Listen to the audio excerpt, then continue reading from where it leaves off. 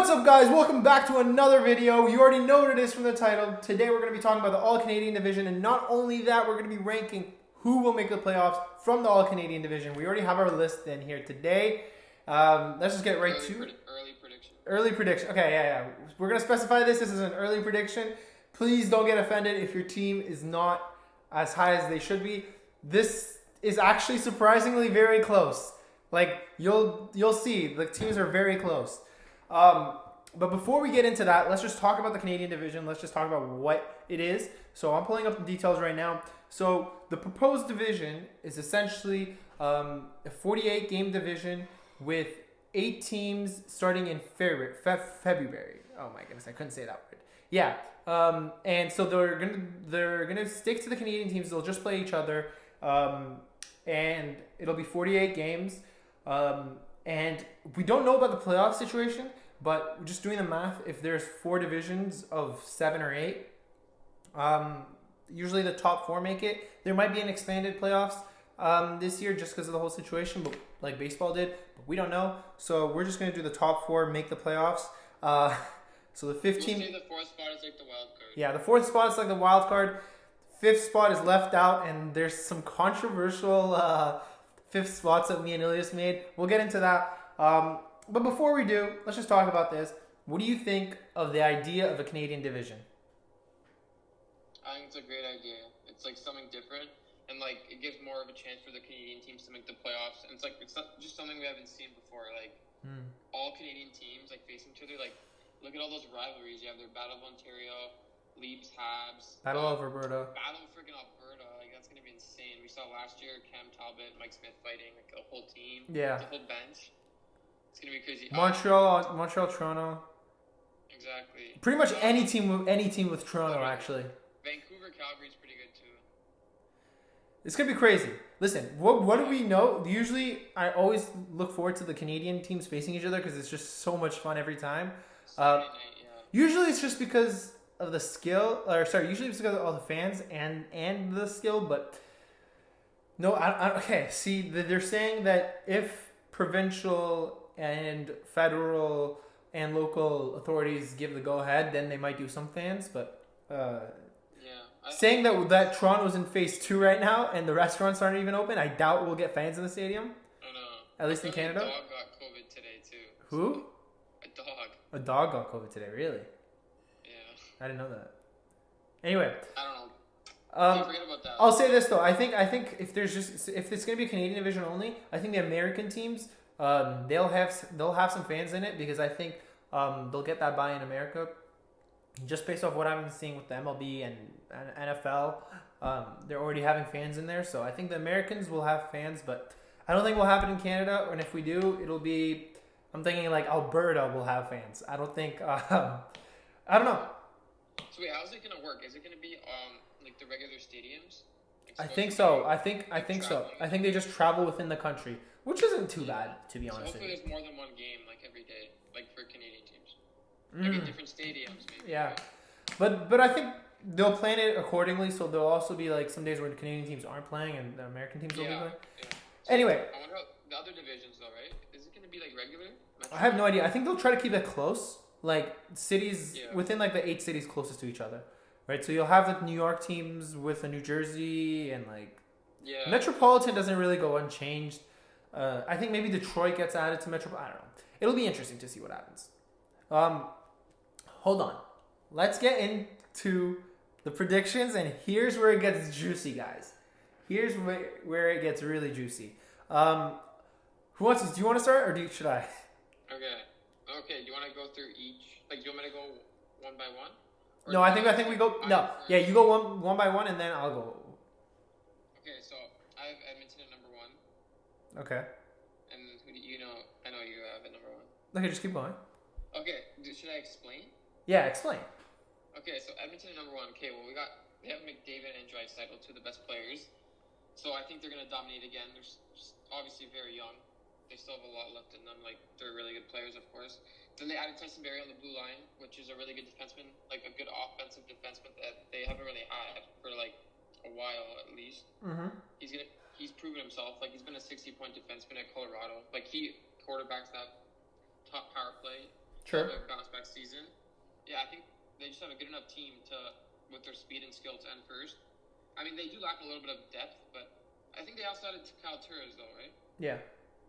Yeah, so that's going to help them as well. I think we both said he's an underrated player in this free agency that wasn't talked about enough. Okay, you want to go number one? No, just keep going. Okay, then I have second Leafs, which obviously, like, they're very good potential to end number 1 or 2 at least. They added a lot of good players, Spezza, Thornton, re-signed Spezza. Simmons, Brody, of course, is going to help. Bogosian, Letman. Yeah, the tough and grit that we needed, which was really good for them. Complete makeover of the team, actually. Which? The Leafs. They've had kind of like a makeover, like complete new team. Yeah, a completely different team from last season. And then, like, obviously those veteran players with the mixing up and balancing with the younger players is going to help. Then you have, I think, Calgary. I think they're still really good. Like, that top line, there's top players, Goudreau, Monahan, Kachuk. They got a good goalie in Markstrom, who we both think is a little bit overrated, but he's shown a lot of, like, potential, and he's been really good for Vancouver. For sure. So that'll help them out. They haven't had a good goalie in a while. Yeah. Since, like, Kiprusoff or something we said, right? Yeah. Yeah, I think their blue line is still good, even getting rid of Brody. Giordano's obviously up there in age, but I think they can still get it done and potentially end in the top 3. Then, here's a controversial pick. Last playoff team for Ilias. Yeah, if it's going to be like that, like the last playoff team. So I have the Habs at number 4, which means that means Canucks and Jets would miss, which are also potential. And Sens. Hey, and Sens. Yeah, and Sens. Okay, yeah, we'll respect them too. Give some respect to the Sens. They got the New Jerseys, so this season. Yeah, the New Jerseys, those were my favorite jerseys growing up. Yeah, the old Sens jersey. I was going to say, yeah. So I have the Habs at number 5. I think a lot of people are overhyping them, saying, like, they could end. Like, I don't know what they're saying about the Canadian division, but they're saying if it was the Atlantic, they could end higher than Toronto and Boston. I mean, it's potential, but I don't think so. So I have them at 4th here, just, like, sneaking into the playoffs. I think their team is, like, I think they don't have, like, the amazing team on paper, but I think just, like, the way they play, they could get into that playoffs. They added Toffoli, who's a good scorer. Who's the other guy they traded for? Anderson, was it? Yeah. Josh Anderson, yeah. I mean, he has good potential, too. Jake Allen. Jake Allen, a good backup. Price is he can still easily play at his best. With your thing, it means Vancouver misses. Yeah, wait, also, I was going to say Montreal, I like their defense, too. Weber and Petrie, like, I've seen them a lot. They played well. Yeah. So I think they could potentially get that 4th spot. Missing a bit of depth, in my opinion.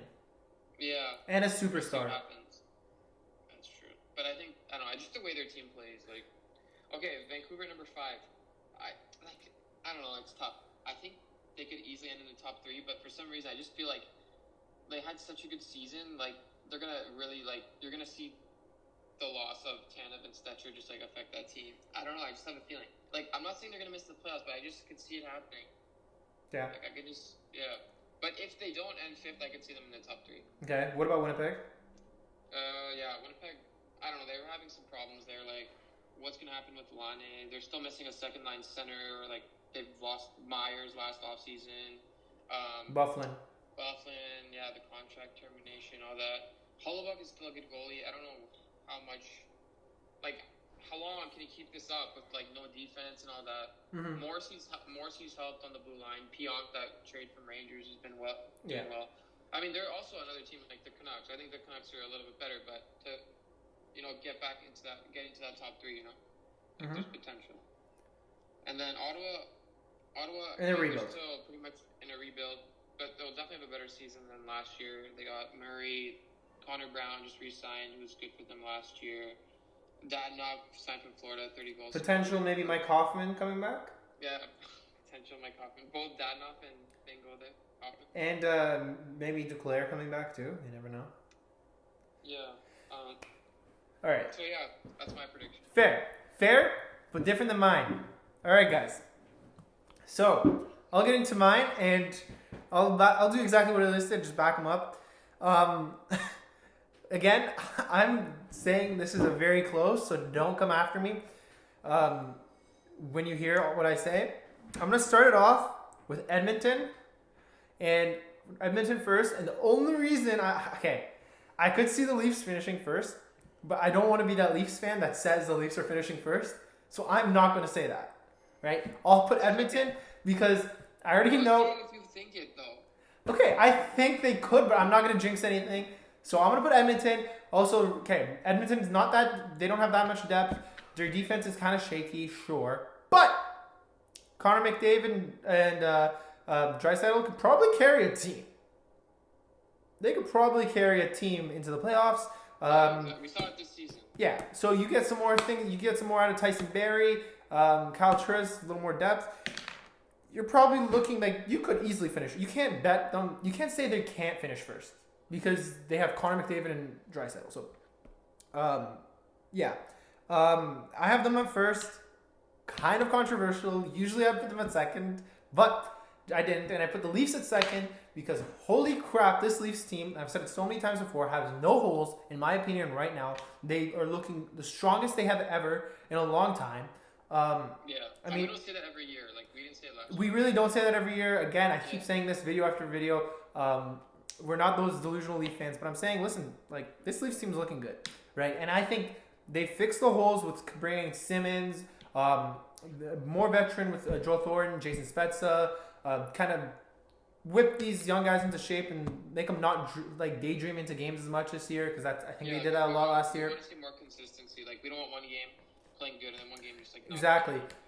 You never knew which Leafs team showed up, so it's nice that there. And then defensively, of course, you finally have a good right-hand defenseman to play with Morgan Riley if you choose to play him with him. But you also have depth defensively now with lots of good right and left-handed Ds. I mean, your defenseman's actually, like, people used to say, you know, the Leafs defense sucks and stuff, but wow, it's low-key looking kind of stacked in my opinion right now. So, and of course, you still have the top four of very nice offensive talent with Matthews, Marner, Nylander, and Tavares. You still have them. Even Hyman was on at one point, Hyman was on a 40-goal pace this year. So I'm not going to say he's going to do that, but listen, Hyman's a good player. Mikheyev has some potential. You have some depth. That's why there's, in my opinion, they could finish first, but I'm putting them in second just because I don't want to jinx anything. Now, I put Vancouver third. Mainly because I know they lost Tanev and Stetcher and Markstrom. Let me explain this. I don't think Markstrom's going to be as big of a loss as people are going to say. I think Thatcher Demko is ready. Braden Holtby's also there. You got a good tandem there, and I think you'll do just fine in net. I think the biggest thing is they lost Tanev and Stetcher, but they got Nate Schmidt, which I think is a legitimate number one defenseman, and so is Quinn Hughes. So you got two very good number one defensemen-ish. You lost some depth because, 2-for-1 trade-ish, I guess, if you kind of look at it that way. But Nate Schmidt is such a skilled defenseman. I think you'll do fine there. And then offensively, you guys are still pretty. You lost to Foley, but listen, you still have a good team, right? Levo also went too. Levo also went, but I don't think he was the biggest player. Yeah. But yeah, you still have a good team. Brock Besser, Pedersen. Yeah. You got good. Just like that core. And you got good young guys. And from what I saw last year in the playoffs, and if you guys build on that, you guys could easily be. Listen, the top three is pretty close, so you guys can easily compete. Yeah. I think you guys make the playoffs for sure. I'm sorry, Elias, but I think they make the playoffs for sure, guaranteed. They're a top three team in my opinion. Yeah. Number 4. 1 and 5 can go either way. Yeah, at least number 4. Actually, you know what? This whole thing could go either way. Number 4. I put Calgary. So you guys know what that means. Montreal's missing the playoffs. But let's just say this. Let me just defend Calgary before I talk about Montreal. Calgary got Markstrom and Tanev. They did lose Brody, but they got Tanev. They are an extremely good team. Good young players up front. A good defense, and now a great goalie, which Ilias says they didn't really have until Kiprusoff. I do think Markstrom's a bit overrated, but he still had a great season. And if he could build off that, Calgary could be a real threat. They've been a consistent playoff team. Last few years. Yeah, a competitor playoff team last few years. So I think they'll be right there. They're a good, strong team. And usually when I see them play, either if it's against Edmonton, usually I'm watching the Edmonton or the Leafs games when they're playing. But they usually put up a fight. Or I even watch Calgary, Vancouver sometimes. They're a tough team to beat. You're going to go in there. It's going to be a close matchup, so it's going to be tough to beat. And so I think they're going to be a good team. Now, and I think they're going to make the playoffs. Now, Montreal Canadiens. Now, I am a Leafs fan. So you might just think, oh, he's just a delusional Leaf fan saying, oh, no, Montreal. Listen, I don't hate the Habs. I really don't. I know I'm supposed to as a Leafs fan, but I hate the Bruins more than the Habs. So I'm not going to come here and say that the only reason I didn't put them on was because of that. The Montreal Canadiens, let's look at the facts, right? Look at the facts. They finished, I have this for you right here, with 19 regulation wins in like 60 games. They finished with 71 points in 71 games. A point per game. Exactly. Not as a player, guys. Not as a player. Not point per game. As a team. In this division, point per team, I don't think a point per game, you're not gonna make the playoffs. Yes, they are better than, sure, but listen, if COVID didn't happen, they were not making the playoffs. They were literally almost mathematically eliminated, right? You can't say they were making the playoffs. They did beat Pittsburgh, which is impressive, and they gave Philadelphia a run for their money, and they are a good team. And when you have Carey Price in net, and you have Shea Weber on your team, and Jeff Petrie, now Jake Allen too, you're a good team.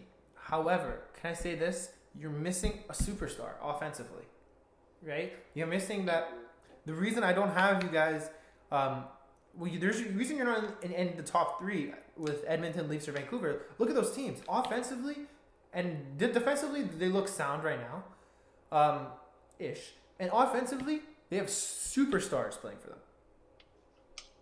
They're tough teams to keep scoreless. And both defensively as well, you're looking at these teams, they also have some defensive superstars. I cannot say that Montreal has that. You take away Price and you take away Weber.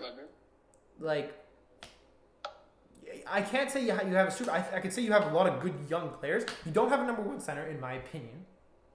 You don't have a number one center that could produce to the Austin Matthews, Connor McDavid pace. You don't have that.